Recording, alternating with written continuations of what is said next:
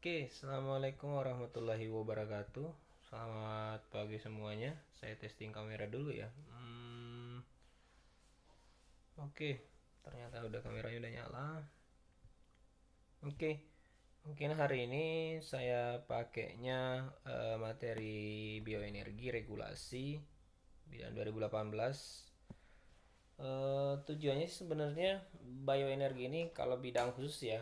Kalau bidang khusus harusnya Pak Guna, tapi tanpa mengurangi eh, penghormatan saya ke Pak Guna ya. Soalnya kan saya bidangnya bidang PV ya, tapi kalau yang untuk regulasi bioenergi ini saya cukup tahu sedikit tentang regulasi bioenergi karena dulunya masih sering ngerjain beberapa proyek. Kalau nggak salah ada salah satunya di Pringsewu. Nah, tapi kalau yang bioenergi ini sih kenapa diperhatikan khusus sekarang sampai ada yang kalian lihat ya di layar kaca kalian masing-masing itu ada regulasi bidang bioenergi 2018. Oke, kita review aja ya sebenarnya materi-materi ini nanti karena saya punya beberapa juga file PPT yang nantinya kalian bisa cek nanti sebenarnya datanya. Saya nanti gak kasih datanya, nanti kalian lihat regulasi yang akan digunakan. Oke, bidang-bidang bioenergi. Regulasi ini kebetulan ya ada 61 tahun 2015, 24 tahun 2016.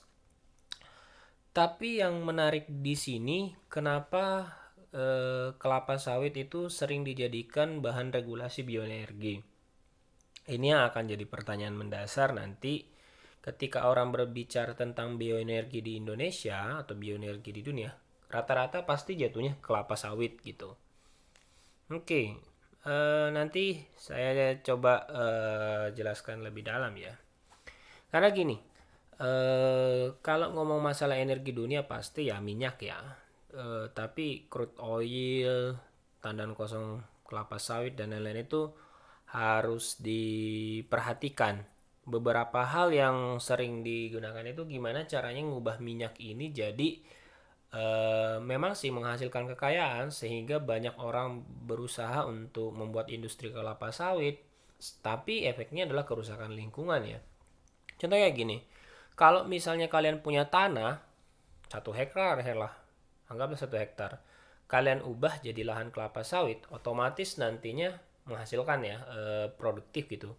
Tapi efek setelahnya, lahan yang udah diubah jadi kelapa sawit, otomatis kandungan air di kelapa sawit itu berkurang. Coba aja nanti kalian coba nanti lahan bekas kelapa sawit, contohnya di Kalimantan dan lain-lain itu pasti kurang. Makanya sekarang ada peraturan tentang perkebunan kelapa sawit, penggunaan bahan bakar. Sekarang gimana sih caranya limbahnya ini ataupun misalnya bioenergi ini sebenarnya erat kaitannya ini efek terhadap lingkungan lebih besarnya. Di sini sih ada sampai ada 17 peraturan ya, tapi mungkin cuma sedikit sih yang akan kita bahas sampai yang poin utamanya sawit dan sampah sebenarnya. Kenapa? Karena gini, kalau berbicara sawit pasti erat kaitannya nanti dengan industri, perekonomian sampai perdagangan. Tapi kalau masalah langka, masalah lingkungan saja sih. Cuma yang jadi masalah sih kalau sampah ini ada bahan baku dari sampah yang ketika ingin diubah ke dalam bentuk energi ini agak sulit sebenarnya. Oke, kita langsung masuk ya. Kalian sebenarnya bisa baca peraturan-peraturan ini. Kalau kemarin yang pertanyaan terlalu banyak ininya ya. Oke, di peraturan di sini kan kalau ini kan cuma menimbang, mengingat, tapi yang ini yang paling utama kalau peraturan itu sebenarnya regulasi itu lihat yang penetapannya ya. Peraturan Presiden tentang Perhimpunan Kelapa Sawit. Oke, jadi kalau kita lihat di Undang-Undang untuk Bioenergi ini kelapa sawit kenapa didukung paling banyak? Salah satunya karena industri ini mau dari pihak individu sampai perusahaan besar semuanya bisa mengelola. Makanya diatur sekarang kalau perkebunan kelapa sawit yang poin ketiga ini warga negara Indonesia melakukan usaha perkebunan kelapa sawit dengan skala tidak mencapai skala tertentu. Jadi siapa aja boleh. Contohnya misalnya kalau kalian pengen buat kelapa sawit, nanti bisa diusahakan atau dibuat sesuai dengan kemampuan kalian. Nah, yang jadi masalah dokumen pelengkapnya apa? Contohnya nih, kalau dokumen pelengkap pabean itu sebenarnya sih untuk ini sih syarat pembayaran ke pajak sih. Cuma Pak kan tadi bahasnya tentang lingkungannya. Kenapa sekarang kok malah perekonomiannya? Nah, kayak gini, jangan sampai ketika orang investasi kelapa sawit, mereka tidak bisa menunjukkan misalnya transaksi penggunaan lahan, karena sering yang jadi masalah di Indonesia itu penggunaan, kan nggak mungkin bikin kelapa sawit cuma luas yang kecil ya, rata-rata besar, makanya harus ada packing list, invoice, air well bill. Contohnya itu nanti kalau misalnya satu lahan itu dipakainya berapa, luasannya berapa, karena ditentuannya berapa, karena ada nanti biaya kompensasi untuk perbaikan lingkungan. Di sini rata-rata kalau poin utama yang saya lihat sampai poin 8. Nah, di masing-masing ini kan ada ini ya, lingkungan ini ya. Kantor pabean adalah kantor dalam lingkungan direktorat kementerian sesuai dengan ketentuan 6 mengenai kepabeanan. Jadi yang paling utama di Indonesia sih rata-rata regulasinya itu di perekonomiannya sih. Ketika orang membuat usaha, sekarang dari peraturan ini Anda tidak diminta misalnya berapa banyak sih yang harus di amount atau istilahnya seberapa besar jumlah lahan kelapa sawit yang harus dihasilkan, tapi yang diatur dari pemerintah ini cash flow-nya benar-benar terjamin nggak? Jangan sampai kayak gini. Ketika Anda membuka lahan kelapa sawit, Anda tidak bisa menjamin perusahaan itu lancar.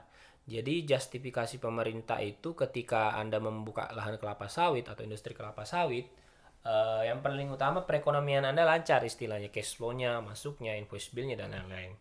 Nah, ini sih yang jadi poin utama. Jadi sumbernya pelaku usaha dan lembaga penilaian masyarakat dan lain yang sah. Oke, ini rata-rata ya. Nah, pertanyaannya Pak, kalau kelapa sawit ini kan biasanya nanti ada proses jual beli. Di sini sebenarnya diatur juga sih sebenarnya. Tapi kalau kita coba lebih dalam, regulasi kelapa sawit ini nanti lebih dalamnya kalau kita ubah ke dalam energi listrik ya. Energi listrik. Karena rata-rata sebenarnya kelapa sawit itu jarang untuk komoditas energi listrik. Jarang sekali. Jarang. Karena yang saya temukan beberapa itu, jadi pembangkit listrik tandang kosong kelapa sawit itu TKKS itu hanya digunakan ketika mayoritinya, istilahnya dominannya itu alat-alat yang dipakai itu hanya untuk produksi dulu. Jadi minyaknya yang dijual. Nah, kelebihannya itu yang diubah untuk energi. Jadi di recycling lagi sisa-sisa dari kelapa sawitnya baru digunakan sebagai pembangkit energi untuk membantu proses produksi. Jadi bukan murni dari kelapa sawitnya diubah ke proses penggunaan energi, tetapi lebih banyak itu sisanya. Oke, saya coba dulu, nanti ini cuma kita review-review ya beberapa peraturan ya. Ini kalau lebih banyak sih sebenarnya di regulasi, kalau udah kelihatan sih tujuannya bikin undang-undang ini, kalau kita lihat gimana caranya semua orang bisa bikin usaha kelapa sawit tapi dengan syarat yaitu tidak mengganggu lingkungan. Syaratnya kalau kalau di Indonesia sih kan semua bisa diakalin ya. Nah, sekarang kalau yang paling agak sulit diakalin itu dari Kementerian Keuangan sebenarnya. Cash flow penjualan, cash flow pemasukan, dan produksi. Nah, ini yang kita lihat nih. Pasal 18 dan pasal 17. Penggunaan dana untuk kepentingan memenuhi hasil perkebunan kelapa sawit untuk kebutuhan pangan. Jadi kalau misalnya di undang-undang di Indonesia ya, ketika undang-undangan pangan ketemu dengan undang-undang energi, yang didahulukan itu undang-undang pangan. Nggak boleh energi. Kelapa sawit, Pak, saya punya kelapa sawit bisa menghasilkan minyak. Minyak kan untuk kebutuhan pangan ya. Misalnya Vilma, Bimoli, dan minyak-minyak lain itu kan kebutuhan pangan sebenarnya. Tapi Pak, kelapa sawit ini bisa juga digunakan untuk pembangkit energi. Nah, regulasi di Indonesia kalau undang pangan ketemu undang energi, tumburan gitu ya. Yang diutamakan undang pangan tetap. Makanya nanti setelahnya itu kan baru di bawahnya ya. Pasal 17 lupa pasal 18. Penggunaan dana untuk kepentingan penyediaan pemanfaatan bahan bakar nabati jenis diesel dimaksudkan untuk menutup selisih kurang harga indeks pasar bahan bakar minyak jenis minyak solar dengan harga indeks pasar bahan bakar jenis biodiesel. Jadi kayak gini, jadi hanya bisa digunakan kalau misalnya selisihnya kurang gitu. Kan di sini ada menutup selisih kurang antara harga indeks pasar bahan bakar minyak jenis minyak solar dengan harga indeks pasar bahan bakar nabati jenis biodiesel. Jadi kadang bisa digunakan untuk energi kan, biosolar ini, minyak solar dan biodiesel ini kan dari kelapa sawit juga bisa digunakan dijual, tapi hanya untuk menutup selisih. Jadi bukan yang utama. Jadi hanya minoritinya, bukan mayoritinya. Nah, ada lagi nih, penggunaan bakar nabati jenis diesel biasanya digunakan nanti di beberapa perhitungannya nanti. Jadi rata-rata memang undang-undangnya ini tujuannya sebenarnya bukan untuk yang lain ya, hanya untuk perekonomian ya. Kalau masalah energi, kalau kayak masalah lingkungan udah nggak diperhatiin sih rata-rata. Karena kalau kita lebih mendalam, misalnya kalau misalnya sampai ke pembangkit energi ya, coba saya cek undang-undang energinya tuh. Soalnya panjang banget nih kalau misalnya undang-undang energi. Ini perhimpunan dana kelapa sawit. Ini udah ditandatangani Pak Jokowi 2016 ya. Perubahan ini rata-rata sih anggaran rata-rata kalau misalnya ini belum coba nih pembangunan pengolahan sampah menjadi energi bioenergi. Sampai sekarang sih saya belum nemu ini ya penggunaan sampah di Indonesia. Mudah-mudahan kalau kalian ada informasi silahkan dibagi. Tapi saya belum ketemu sampai yang saya cek itu cuma di Bantul di Yogyakarta. PLTS itu dari bantuan dari pihak Swedia pengenergi sampah. Jadi limbah buah pasar yang bisa diubah ke dalam energi listrik. Cuma yang jadi masalah jumlah yang harus diproduksi itu jangan sampai kayak gini. Biaya produksi tidak bisa biaya keuntungan tidak bisa, biaya penjualan tidak bisa menutupi biaya produksi. Jadi nggak ada keuntungan. Jadi kayak gini. Untuk menghasilkan 1 megawatt dibutuhkan sampah misalnya 1 ton. Tapi masalahnya sampah-sampah di Indonesia itu nggak tetap. Apalagi sampah-sampah kita kan regulasinya itu nggak dipisah. Kayak misalnya di Jepang dipisah ya, sampah plastik, sampah organik, sampah kaca, sampah yang lain. Itu kan harus diolah. Sedangkan yang untuk mesin penggiling sampah itu untuk diubah jadi energi listrik itu kan harus dipilah. Nah, kita belum ada edukasi seperti itu, makanya ada peraturan sih. Makanya kalau regulasi bioenergi ini harus sampai undang-undang kelingkungan gitu. Kalau yang kelapa sawit itu jarang saya bilang untuk sampaikan penggunaan energi listrik gitu. Pembangkit listrik tenaga tanda kosong kelapa sawit misalnya. Kenapa ada kalimat tanda kosong kayak tadi? Biar nggak murni dipakai kelapa sawit, karena kelapa sawit hanya untuk pangan gitu. Jadi kalau misalnya bioenergi bisa kelapa sawit yang tadi, tapi tanda kosongnya doang gitu. Nah, sekarang kalau yang sampah, ini ada peraturan beberapa energi listrik ya. Di sini BS kalau sampah itu biasanya sih disingkatnya PLTSA. Jadi kalau surya PLTS, kalau sampah PLTSA. Nah, di sini banyak sih pengolahan sampah, tapi nggak dijelasin ya. Yang banyak dipakai. Di sini cuma ada tertulis beberapa kota ya melalui pemerintah daerah, tapi belum ada contoh konkret gitu. Karena kayak gini, Pak, saya mau investasi pembangkit listrik sampah. Cuma yang jadi masalahnya suplai bahan sampahnya itu. Siapa sih yang mau, misalnya kita edukasi masyarakat, Pak, tolong dipilah sampahnya. Ini hanya level government ya, level paling atas gitu, meminta kepada masyarakat untuk misalnya membagi sampahnya, membuat kinerja misalnya dibagi per section misalnya. Pak, ini untuk yang sampah organik, ini sampah non organik, silahkan dipisah nanti sesuai dengan kebutuhan masing-masing seperti itu. Nah, ini yang jadi poin utama sih sebenarnya nanti ketika regulasi sampah. Nah, kita lihat tapi rata-rata kalau misalnya PLTAS ini jangan sampai nantinya udah investasi pemerintah ya, tapi nggak bisa dijalankan. Kayak prastudi kelayakan. Contoh yang paling konkret kemarin saya sama SDM ya, waktu satu kabupaten kami survei, dari semua sumber energinya ada yang nanya dari dinas lingkungan hidup, Pak boleh nggak kami ngubah PLTS? Kami, kalau saya jawab sebagai konsultan ya bisa, cuma yang paling mendasar itu eh dari lingkungannya sendiri sih Pak, saya bilang. Karena kita nggak mungkin ngolah kayak kaca ya, bisa nggak diubah jadi energi listrik? Agak susah karena nggak ada licitnya. Licitnya itu kayak bahan raw material ketika pembakaran kan. Pembakaran ada gas uap gitu yang bisa menggerakkan turbin untuk diubah jadi energi listrik. Nah, ini yang harus saya bilang, di regulasinya dulu diatur. Studi kelayakan, dalam setahun itu bisa nggak sih menghasilkan 1 megawatt gitu minimal, atau misalnya berapa kilowatt gitu dalam sehari gitu sampahnya kan, pengolahannya harus tetap produksi karena sekali turbin itu jalan nggak boleh berhenti gitu. Nah itu yang harus diperhatikan. Contoh yang paling sukses sebenarnya kalau kalian main ke Swedia yang paling sukses gitu, samping impor sampah gitu. Ini yang saya bilang, prastudi kelayakan, jumlah sampah per hari, komposisi sampah saya bilang, ultimate, proximate, abu, dan logam berat. Nah ini yang saya bilang tadi, berapa sih komposisi sampah sampai kondisi ketersediaan lahan, lahan pengolahan, kondisi persyaratan khusus kayak limbah, ipalnya nanti limbah cairnya, ketersediaan air dan sumber air, penyelesaian atau pengolahan residu. Saya masih ingat dulu, kemarin waktu pembangunan Laptek itu saya diminta, Pak boleh nggak kita bikin PLT sampah. Tapi yang paling agak strict itu kalau PLT sampah itu ketika nanti diminta itu pembuangan limbah P3-nya. Kan jadi kayak gini. Sampah kan nggak semuanya orang bisa, misalnya kayak gimana kalau sampah medis, sampah yang lain kan. Ketika udah diubah jadi nggak semuanya kan terbakar ya, kayak jadi PLTSA itu, tapi masih ada sisa. Sisanya ini udah nggak bisa diapa-apain.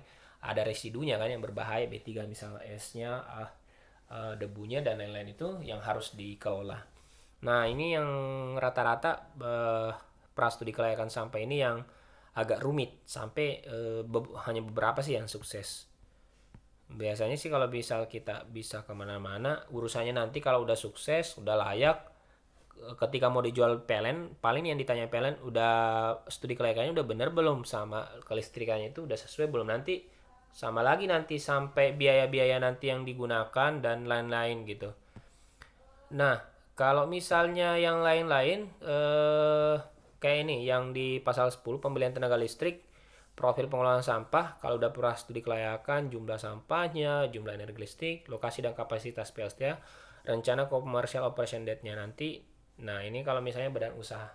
Kayak kemarin kan, saya tanya yang PLTP ya, boleh nggak BUMD, badan usaha milik daerah? Boleh.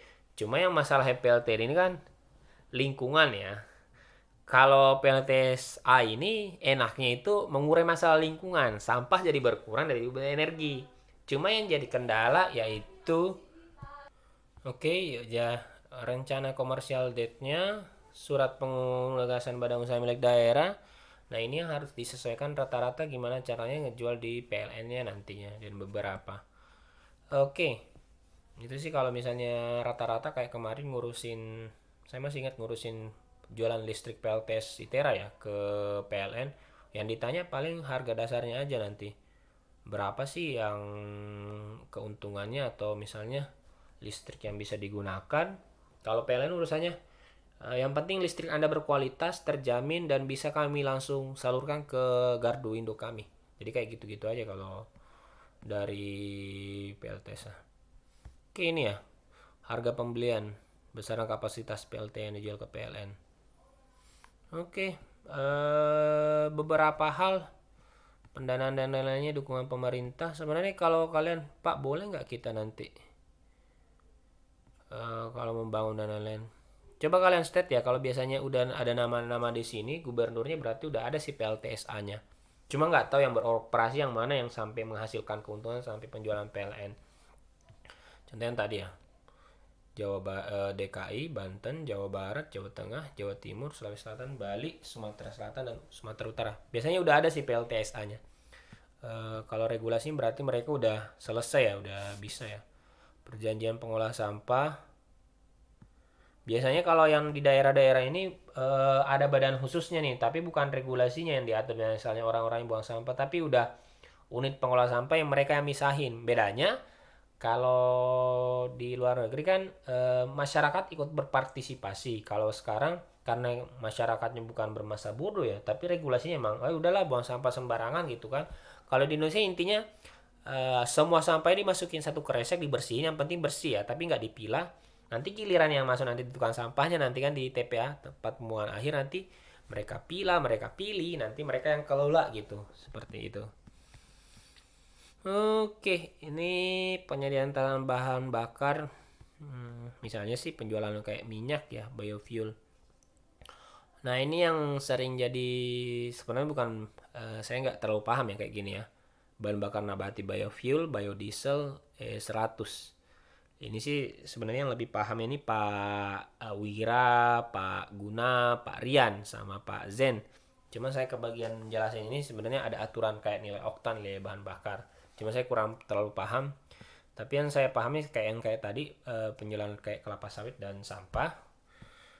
Proses penggunaan ini bisa kalian pelajari. Kalau saya rata-rata sih di regulasi itu kayak pembuatan badan usaha sampai penjualan listrik sebenarnya. Itu yang regulasi yang harus dipahami. Tapi di mana-mana tetap studi kelayakan yang harus kalian cek terlebih dahulu, paham regulasinya, paham ngapa-ngapain gitu. Kan nggak ada yang tahu ya kalau misalnya kalian lulus ada yang mau bikin usaha gitu, startup energi, ikut Energi Nexus dan lain-lain gitu ya. Oke, ini salah satu slide yang disampaikan di SDM. Cuma kita lihat ya sinkronisasi tadi. Kebijakan inovasi untuk pengembangan bioenergi. Oke, di sini kita lihat ini sih udah banyak ya. Indonesia yang hijau yang berwarna-warna aja yang paling di bold gini ya. Energi Indonesia masih dominasi energi fosil. Sampai Indonesia berkomitmen melaksanakan Paris Agreement. Coba kita cek ya, Paris Agreement itu apa sih sebenarnya? Paris Agreement Indonesia. Oke. Paris Agreement adalah aksi mitigasi, kalau kita lihat ya di googling ini ringkasannya tentang menjaga kenaikan temperatur global ya di bawah 2 derajat Celcius. Ini sih peraturan tentang perubahan iklim dan lain-lain ya. Sampai nanti penggunaan energi kita lihat ini masih umum ya, EBT, BBM, penggunaan energi. Tapi yang setahu saya kalau misalnya biofuel ini kalau kita pakai, nah ini kita lihat bioenergi yang dilihat, nggak usah fokus di panas bumi, air, surya dan laut ya. Kan potensi, hanya potensi. Coba kita lihat potensi PLT bio kita ya, yang sampah tandang kosong kelapa sawit, masa, potensi ya. Itu potensi PLT, pembangkit listrik bionya. Jadi bukan potensi energi terbarukan pada bidang transportasi kayak penggunaan untuk pengganti bahan bakar minyak gitu. Tapi rata-rata hanya fokus di PLTP. Jadi kayak gini. Kalau menanyakan regulasi tentang bioenergi, sebenarnya ada dua yang dipahami. Regulasi untuk energi itu bukan hanya untuk pembangkit listrik ya, tapi juga bahan opsional pengganti bahan bakar minyak. Tapi rata-rata kalau berbicara sama SDM, kemarin kalau saya tanya teman-teman SDM itu nggak mau berkutat dengan undang-undangan pangan, ribet katanya, ribet. Mending pembangkit listrik katanya. Ya yang paling tadi kalau misalnya pangan karena ada sawit ya. Tapi kalau misalnya udah listrik ya udah masalah sampah aja gitu katanya. Kita tidak akan bertuburkan dengan regulasi yang lain. Kita lihat BBN-nya 200.000 per BPH ya. Itu sebenarnya harganya bioenergi yang bisa digunakan. Sedangkan realisasi baru 1,840 gigawatt. Berapa sih sebenarnya? 32,6 dikurang 1,840. Masih selisih banyak ya. Masih ada sekitar 30 giga yang belum bisa kita manfaatkan. Jadi apa artinya? Kalau orang Indonesia lihat ternyata kita masih belum manfaatkan. Tapi kalau orang luar negeri, oh ini mah peluang ya sebenarnya ya. Peluang banyak, masih ada pasar yang belum dikelola gitu sebenarnya. Saya sih masih ada. Mudah-mudahan perkataan saya ini bisa jadi doa ya buat kalian juga. Seandainya nanti Indonesia punya startup energi, mereka malah berlomba kayak yang ada di Malang itu kan. Sebenarnya orang Indonesia kreatif kayak pembiayaan kesehatan menggunakan bank sampah. Jadi orang itu berobat pakai sampah. Tapi sistem pembayaran bukan maksudnya nyetor sampah, tapi sampahnya udah dipilah ya kayak plastik. Nah, sampahnya nanti dijual, diubah ke dalam bentuk uang, tinggal dibayarin nanti ke dokternya itu. Nah, yang pihak pengelolanya ini yang kreatif ya saya bilang, karena masyarakat nggak usah dibuat ribet, cukup ngumpulin sampah. Nah, sama juga sih kalau misalnya bicara tentang bioenergi ini sebenarnya seandainya punya ini ya ide-ide dari saya sih startup. Misalnya nanti kalau misalnya kalian punya perusahaan ya, atau misalnya kalian bekerja di sebuah perusahaan misalnya pembangkit listrik tenaga sampah ya PLTSA, tinggal kalian bayar masyarakat, yang penting nutupinya biaya penjualan dan produksi. Anggaplah seharusnya biaya sampah itu 1 kilogram harganya 5.000, tapi kalian beli ke masyarakat cuma 2.000 ya untuk menutupi biaya produksi misalnya seperti itu. Namanya bisnis ya, tapi ya sama lagi kalian menyelesaikan masalah lingkungan dan memberikan solusi terhadap elektrifikasi seperti itu misalnya. Oke, ini potensi bioenergi ya. Terlalu kecil ya. Nanti saya tunjukin kalau misalnya ini terlalu kecil. Nanti saya kasih yang khusus Lampung yang kemarin saya survei ya. Berapa?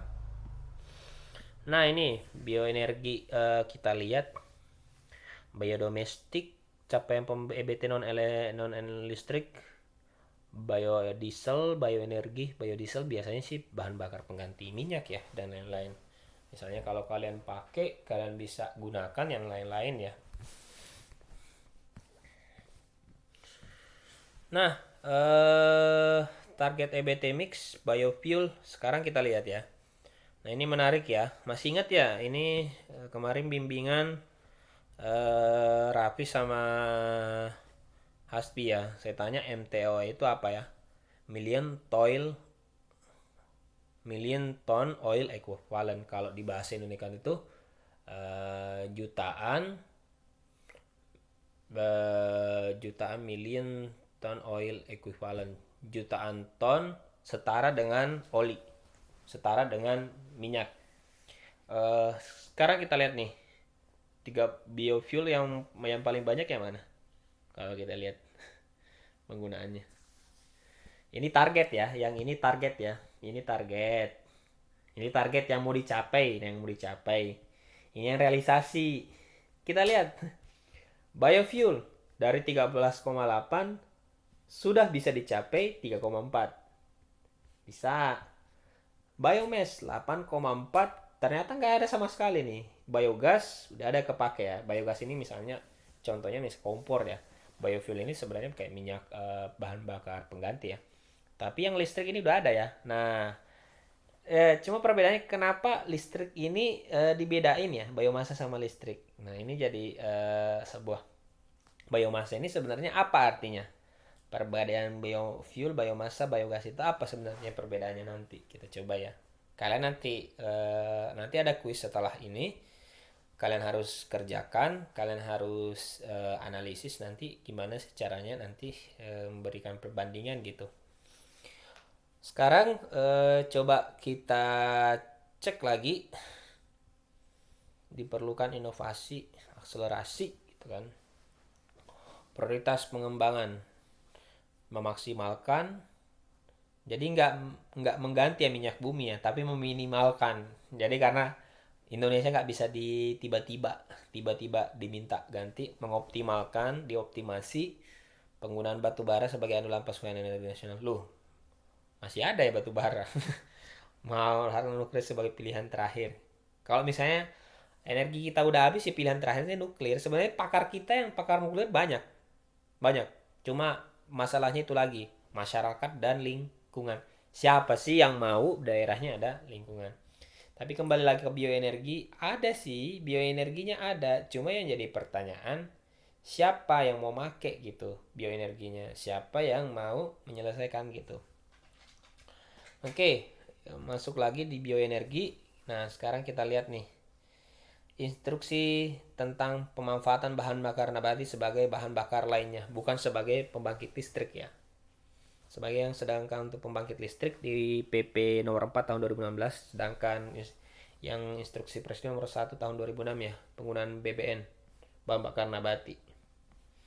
Nah, kita lihat di sini yang di poin Permen 32 tahun 2008, mandatorinya BNN kalau sektor transportasi pengganti bahan bakar untuk kendaraan, sedangkan untuk industri kayak bahan bakar pengganti untuk mesin penggerak listriknya. Komersial itu sebenarnya kayak pengganti minyak sih sebenarnya, bahan bakar kayak penggunaan minyak goreng gitu.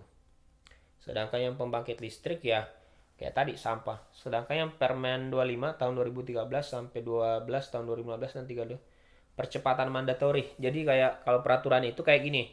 Kalau belum diterapkan masih banyak hambatan, nanti dikasih lagi undang-undang yang untuk mempercepat gitu.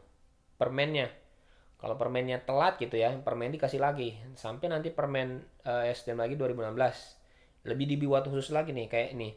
Penyediaan pemanfaatan BBN jenis biodiesel. Jadi pada saat itu pemerintah minta, kalau hierarki historikalnya ya, BBN jenis biodiesel ini diminta lagi sebagai kerangka pembiayaan pengolahan kelapa sawit. Jadi kayak gini, kelapa sawit boleh diubah ke yang lain-lain gitu bentuknya, mau bahan bakar minyak buat pengganti minyak dan lain-lain, tapi dikhususkan nanti biodiesel untuk dari kelapa sawit. Kenapa? Nanti karena nanti biar industri itu fokus gitu ya.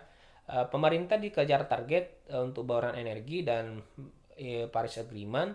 Di lain pihak nanti pemerintah harus juga mendorong industri. Salah satu nanti kan kalau kata industri yang mana nih yang bisa dikejar. Nah, dari pemerintah nanti mintanya di Permen 26 tahun 2016 ini ya biodiesel. Sampai nanti yang Permen 35 tahun 2018, 2 tahun yang lalu, yang ini PLTSA 12 kota yang mengalami darurat sampah. Nah, ini yang saya bilang tadi. Kalau sampahnya nggak bisa dibuang ya kita kasih sekarang pengolahan sampahnya di PLTSA-nya. Peraturan Menteri SDM tahun 2017.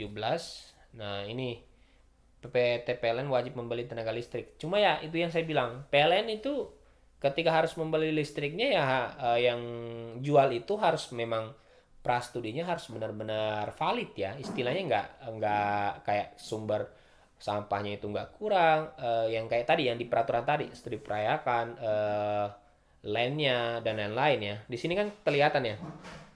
PT PLN wajib membeli tenaga listrik dari pembangkit tenaga listrik yang menghasilkan sumber energi terbarukan. Jadi mau dia dari kelapa sawit, dari bahan bakar nabati, biofuel kayak sawit gitu ya. Di sini biodiesel. Jadi kayak gini, industri boleh nggak Pak jual kalau yang tadi sampah itu karena masalah kota ya. Nah kalau kelapa sawit kayak gini, selain dia memproduksi biodiesel, seandainya dia punya pembangkit listrik tenaga uap atau pembangkit listrik tandang kosong kelapa sawit ya, dari kelapa sawit, listriknya itu wajib juga dibeli sama PLN. Jadi ini yang dari government, pemerintah daerah, ini kalau misalnya dari industri yang daripada jual minyaknya susah, gimana kalau kita nyoba jual listriknya gitu. Nah, PLN diatur juga nih harus membeli. Jadi memang pemerintah itu gimana caranya transaksi energi itu tetap dilaksanakan. Jadi udah diatur oleh undang-undang. Nah, ini yang salah satunya bahan bakar bioenergi. Ada cair, bahan bakar nabati, gas, biogas, padat, briket, pelet. Ini sih kalau misalnya dipakai kayak pembangkit listrik ya, pembakaran listrik.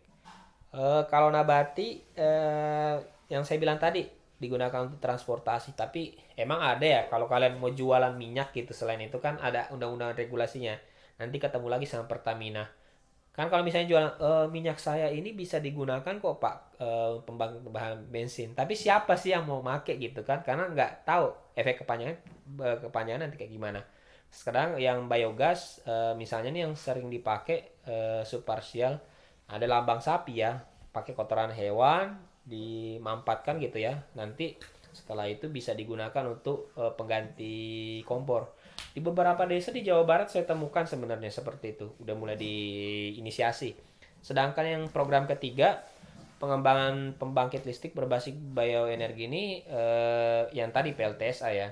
Sampai nanti yang kayak gini, pengembangan berbasis hutan dan taman non pangan. Nah, Jadi kalau misalnya nih nanam ubi tapi non pangan gitu. Nanti Pak ini kan ubi bisa dimakan. Enggak, ini non pangan. Nanti kenapa? Ubinya itu nanti buat PLTSA apa pembangkit listrik. Ada juga misalnya kalau hutan investasi pemerintah ya non komersial ya. Ini ya memang yang kayak hutan pohonnya ini emang sengaja ditebang buat bahan untuk pembangkit listrik kayak kayak gini. Kalau misalnya dari sampah yang nggak cukup, dari sawitnya nggak cukup, udah ada gitu bahannya dari hutannya gitu, hutannya. Jadi bukan sebagai utama, tapi kan kan nggak mungkin misalnya nebang pohon satu sekarang nunggunya besok udah tumbuh, enggak. Jadi memang udah ada lahan gitu, ada memang lahan yang disiapkan untuk pembangkit listrik seperti itu. Oke, kalau yang masuk lagi, sorry, yang nabati ya, B30, B20, udah sampai mana sih? Nanti kalian bisa tanyakan nanti ya ke kalau misalnya ngambil mata kuliah pilihan, udah nyampe mana sih sekarang B20, B30 atau B90 gitu. B-nya itu sebenarnya konsentrasi ya. Jadi kayak campurannya berapa gitu, udah bisa dipakai gitu. Ini dari 2009 sampai 2017 targetnya luarannya. Non PSO kalau misalnya kalian ke SPBU ya, kan ada tuh yang dijual biodiesel. Nah, berarti itu udah campuran gitu. Rusak ngerusak mobil nggak? Saya bilang enggak sih. Cuma lebih oktanya itu lebih bagus gitu dan efek polusi udaranya itu kurang karena udah ada campur bahan bakar nabati gitu. Itu bedanya. Jadi bukan bahan minyak. Ini udah beberapa program pemerintah ya. Ini Gaikindo, Arobi, Pertamina. Ada itu saudara kita tuh ITB ya. Woi, pakai mobil. Cuma pertanyaannya emang orang sekarang mau pakai gitu ya. Ini sampai Pertamina udah jualan ya. Nih, kelapa sawit ada BPPT. Jadi kayak gini. BPPT dan lain-lain ini bikin teknologinya, yang ini nanti yang mau jualan gitu. Ini penyuplai bahan baku ini yang mau jualan gitu. Gaikindo ini yang nanti yang jualan mobil-mobil ini bisa nggak meyakinkan gitu. Aman kok Pak pakai gitu. Nah, ini biar meyakinkan masyarakat pakai B20 ya. Ini udah dilakukan perjalanan dari mana nih? Kurang jelas nih saya nih. Dari mungkin dari Jawa Barat ke Jawa Tengah ya. Itu. Sumatera Jawa Bali ternyata 2016. Sosialisasi sih bahwa B20 itu udah bagus gitu, udah bisa dipakai jadi masyarakat nggak usah khawatir dan asosiasi mobil itu Gaikindo itu udah mendukung gitu. Jadi udah banyak sih regulasinya. Nah, yang transportasi ya, ini belum bicara tentang transportasi penggunaan di kereta api. Tapi nggak tahu, saya nggak daop KAI ya, saya belum nanya penggunaan B20 di kereta api udah dipakai juga nggak. Ini sih kebetulan ya, ini yang dekat kita ya, Tarahan, Tanjung Enim, Tiga Gajah. Beneran nggak kalau pakai B20 lebih hemat atau lebih nyaman gitu? Nah ini yang sebenarnya beberapa rule yang harus dipahami dan diterapkan gitu. Sekarang kita lihat kenapa biodiesel wajib sih di Indonesia kalau kita lihat. Kalau ini segala aspek ya dari Kementerian SDM. Kalau saya kenapa biodiesel? Karena biodiesel ini sebenarnya jadi peluang sekaligus penyelamatan lingkungan bagi saya. Kenapa? Salah satunya kayak gini. Biodiesel kan otomatis harus nanam ya. Kalau ada nanam berarti sebenarnya menyerap pekerjaan gitu. Petani-petani sebenarnya udah bisa daripada kita tambang batu bara ngerusak lingkungan ya. Cuma memang pengolahannya lama. Landfillnya ini yang harus dikelola beberapa. Kalau ditanya saya pendukung biofuel sebenarnya biodiesel. Kenapa? Penyerapan tenaga kerja lebih banyak sebenarnya dan penyelamatan lingkungan juga lebih banyak karena nanti beberapa ya tapi ini kalau misalnya nggak pakai kelapa sawit ya karena kalau misalnya nanam kelapa sawit yang ngerusak juga lingkungan kayak lahan jagung kalian ubah kelapa sawit kalau kelapa sawit kalian ubah jadi ubi itu masih bisa tapi kalau dari kelapa sawit kalian mau ubah ke jagung dan ubi agak susah saya bilang agak susah perlu perlakuan khusus dan lain-lain tapi kalau kayak bahan baku yang lain ya bionabati yang tadi ya selain kelapa sawit banyak sebenarnya yang bisa dimanfaatkan jadi itu kayak contoh yang paling sering saya masih ingat itu regulasi biodiesel Brazil tebunya itu kalau di Indonesia kan tebu itu kan bahan baku gula ya untuk undang-undang pangan tapi kalau di Brasil itu jadi bahan ini pembangkit listrik menggunakan biomass gitu. Nah, ini pengembangan biogas kalau yang untuk kayak dapur ya, rumah tangga ya.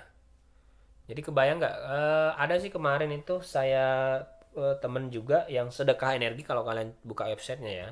Saya tunjukkan ke kalian dulu sedekah energi kalau ada ya. Ini kayak semacam startup punya ini ya, sedekah energi ini dia kayak semacam startup di mana cari bahan kemarin saya masih lupa, seandainya nanti ada yang mau magang ya di startupnya teman saya, dia lagi nyari mahasiswa. Kemarin udah ada sih mahasiswa elektro yang magang ya katanya. Jadi kayak gini, nyari satu pesantren tapi komunal gitu sistem pembuangannya. Jadi kotoran, mohon maaf, PE-nya gitu, pupnya itu bisa diubah jadi biogas. Jadi pupnya mereka bukan WC-nya satu ya, tapi tempat pengumpulannya WC-nya bisa di berapa aja gitu, tapi pengumpulannya satu. Biodigester-nya kayak ini toilet, nanti bisa digunakan untuk dapur umum gitu apinya, daripada beli gas gitu. Nah ini salah satu pemanfaatan. Kalau ditanya Pak, WC kos-kosan bisa nggak sih Pak diubah? Ya bisa sebenarnya, tinggal teknologinya gitu kan. Wah ternyata selama ini api yang digunakan untuk memasak nasi telur saya ternyata pakai biodigester dari pembuangan saya ya gitu kan. Ini salah satunya komunal, pondok pesantren, dan skala industri besar. Banyak sih penggunanya. Ini kalau PLT. Sekarang kita lihat biomassnya, hasil perkebunan ya, hasil kehutanan. Ini yang non pangan ya. Pokoknya hati-hati kalau misalnya ngomong hutan, bilang aja non pangan gitu. Kalau ngomong tentang PLT, karena nanti takutnya ketika bertemu dengan pihak lingkungan, Kementerian Lingkungan pasti ngomong ini pakai hutan lindung atau hutan konservasi nih, soalnya nggak boleh bilangnya hutan non pangan gitu nanti PLT biogasnya. Ini nanti dibahas, saya nggak usah bahas ya prosesnya, ini pasti udah dibahas sama yang lain ya teman-teman di dosen yang lain. PLT biogasnya, sistem pembangkitnya yang digunakan, regulasinya kayak gitu tadi saya bilang, studi kelayakan dulu ya, bahan pangannya harus pasti dulu, baru nanti undang-undang yang ini sama yang di ujung yang ini penjualan udah ada, tinggal yang teknologinya ini nih sebenarnya butuh investasi besar gitu.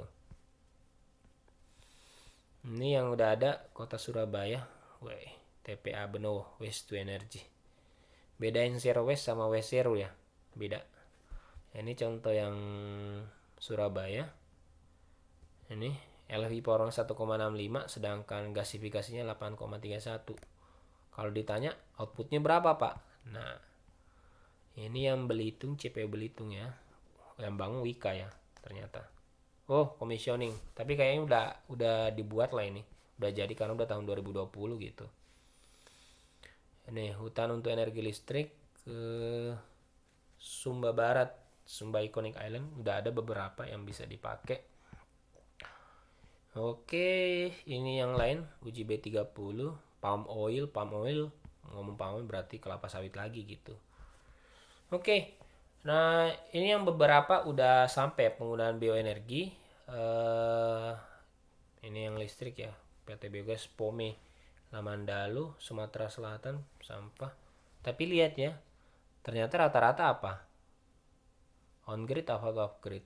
On grid ya. Cuma kok ada beberapa nih yang masih agak sesuatu saya bilang. Oh, jadi ingat nih, PLTSA kalau kalian seandainya nggak ini ya COVID ya, seharusnya kita bisa ke GP, Great Giant Pineapple. Di sana kita bisa menemukan suplai listrik di suplai sendiri dari bekas ini nanas. Jadi limbah nanas itu diubah jadi pembangkit listrik. Waktu saya sama Pak Guna sama teman-teman dosen itu kunjungan tahun 2018, itu kami ngelihat beneran, jadi satu kawasan bisa diubah bahan bakunya itu untuk menginisiasi listriknya sendiri. Cuma ini di sini belum kecatat nih karena memang dia mandiri gitu. Nih jadi ini ya, yang bisa kalian lakukan kayak gini. Rekomendasi regulasi teknis standar, inovasi teknologi, dan yang paling utama sih kayak yang tadi. Apa sih yang bisa kita lakukan sebagai akademisi nantinya? Kalau saya sih selama ini cuma ya kayak capacity building aja, ngajarin masyarakat sebenarnya yang paling utama sekarang kayak memilah sampah dari sekarang gitu. Nanti kalau misalnya kebutuhan udah siap gitu, walaupun teknologi belum ada tapi kita udah siap gitu, minimal membiasakan sosialnya dulu ya masyarakat ya. Regulasi ini sih yang paling utama nanti ketika udah siap, sama yang saya bilang tadi, ketika undang pangan ketemu undang energi, ketemu kelapa sawit, gimana sih penggunaannya. Kalau memang mau benar-benar usaha kelapa sawit ya silakan. Oke, ini ending dari tadi, slide-nya. Coba sekarang saya buka yang presentasi saya dulu ya. Seandainya kalian masih ikut gitu ya. Oke, malah banyak banget ya. Coba PKTBT. Sampai saya lupa sebenarnya di mana saya naruh. Oke. Nanti paling jam 9 ya, cuma 1 jam nanti ada waktu ujiannya, kalian harus nanti saya upload deh soal-soalnya. Loh, kok nggak ada ya materi saya? Coba, aduh, type. Loh. Oke. Ini yang kalau kalian ikut ya, EBT Connect ya, bulan 2 yang lalu ya. Ini yang khususnya Lampung, bioenergi. Ini nih, tanggamus, peta potensi biomas Provinsi Lampung ya. Ini beda-beda ya masing-masing ya. Ada bioetanol. Sebenarnya bioenergi ya. Genetik ini sebenarnya teman saya namanya Pak Ernest. Jadi ini beda ya sebenarnya. Saya lupa ini. Bukan biomass yang merah. Ya, antara biomass yang merah atau yang hijau gitu. Saya lupa. Sebenarnya pemanfaatan energinya ini yang digunakan nanti, yang di Lampung. Sebenarnya kaya sih Lampung ini, kaya. Cuma yang saya bilang hanya masalah potensi doang. Tapi sekarang gimana caranya kita ngubahnya jadi energi gitu ya. Ini yang paling utama dan paling pokok buat teman-teman.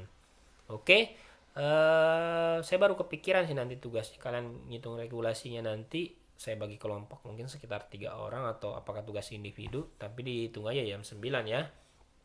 Ini tentang beneran nggak sih Pak Lampung juga punya potensi energi bioenergi. Cuma yang kayak tadi, kalau mau bikin usaha kelapa sawitnya tadi udah didukung untuk inisiasi atau injeksi buat B30, B20 dan lain-lain. Sedangkan yang untuk PLT sampahnya itu bisa juga untuk biogas penggunaan kompornya. Nanti sekarang tinggal kita milih yang mana sih yang paling visible di satu daerah nantinya. Oke, sekian dari saya. Nanti tungguin aja ya tugasnya saya publish. Hati-hati nanti, biasanya nanti ada selipan kuisnya itu ternyata jawabannya ada di video nanti. Oke, sekian dari saya. Assalamualaikum warahmatullahi wabarakatuh.